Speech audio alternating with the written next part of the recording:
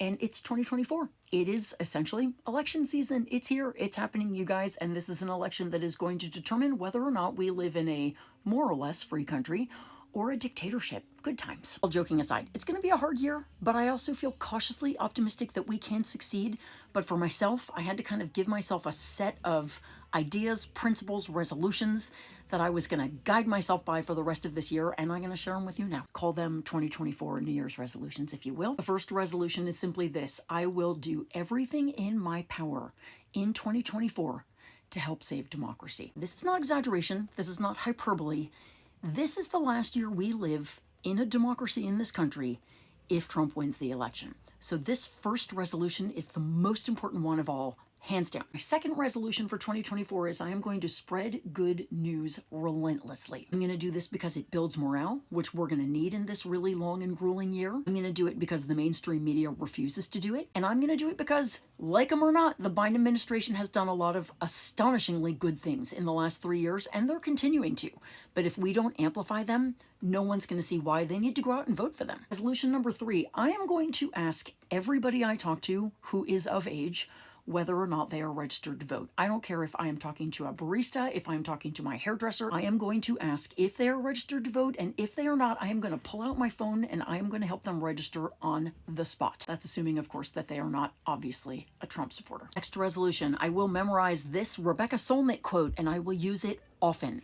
Voting is not a love letter. It is a chess move. So when someone tells me they're going to vote third party or they're going to stay home, I will calmly remind them of that quote and tell them that their third party vote will only elect Trump and that they need to play chess, not write letters, if, that is, they ever want to be allowed to vote again. Resolution number 5, I will ignore the polls. I will ignore the polls. I will ignore the polls. So no matter what they're telling us, our work remains the same. Also, they are deeply unreliable and heavily manipulated, and don't forget it, please. Resolution number 6, I am going to take this a day at a time. I am going to try not to think about the future, what's going to happen next month, next week, next year. I am going to stay in the day and do what I can in the day to help. This will help keep me sane. Resolution number 7, I'm going to remember to eat and to sleep and to meditate. Not so I can be a self-help poster child, but so I can keep myself in fit condition to help save democracy. Number 8, I will go where it's warm. In other words, I am going to seek out calm, determined,